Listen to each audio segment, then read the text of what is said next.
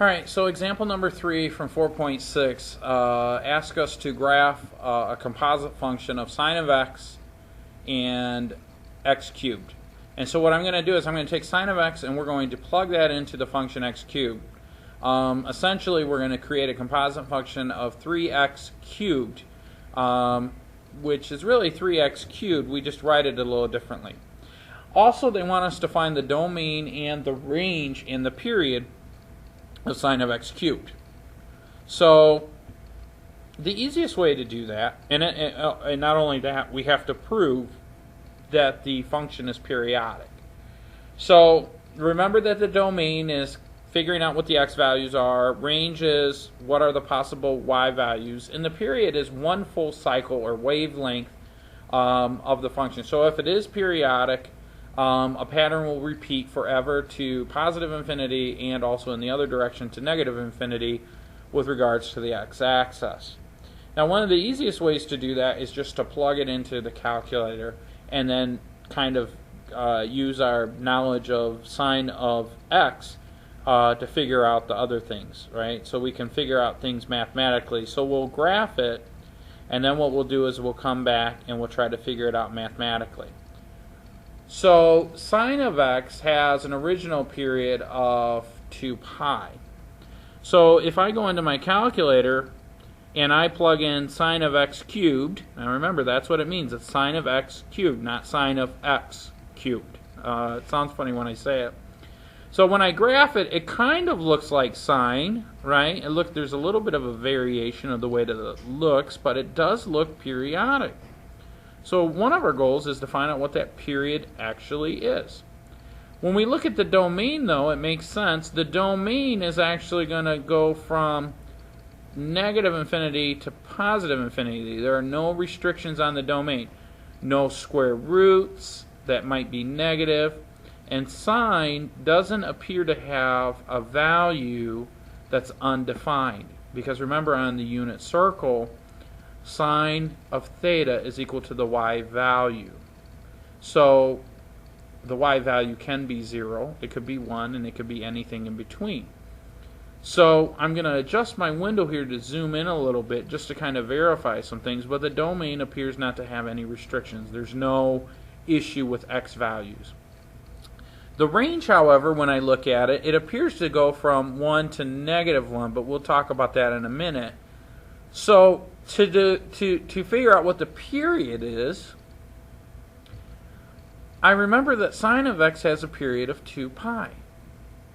So if this is periodic, then my function f of x should yield the same value of x plus 2 pi, because that's what periodic functions do.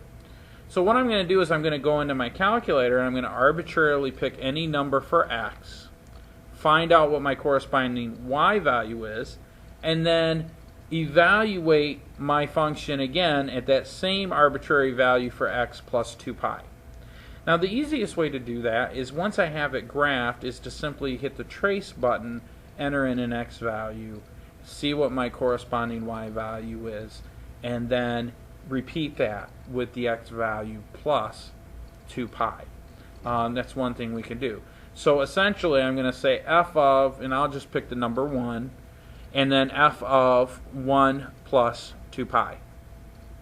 Now if this is periodic, and it does have a period of 2 pi, I should get the same y value.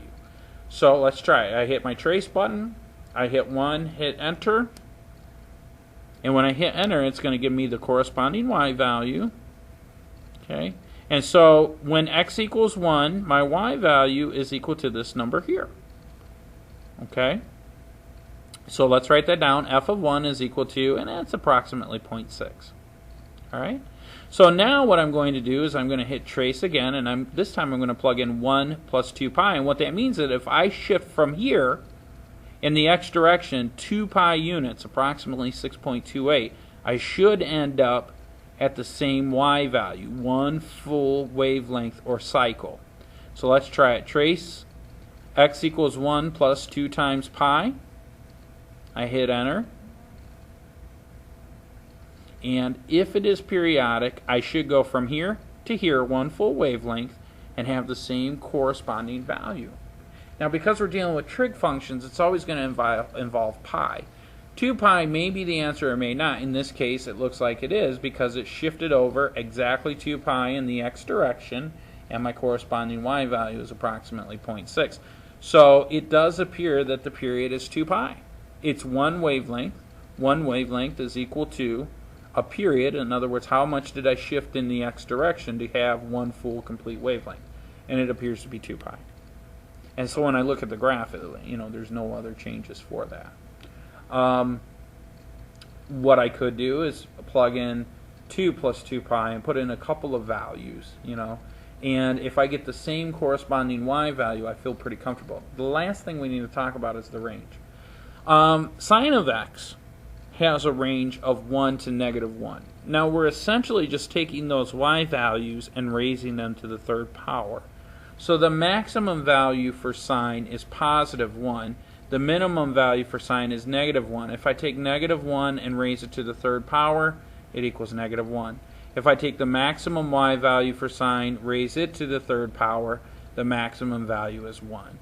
I can trace the graph and get the same exact value. Okay, that's it. Any questions?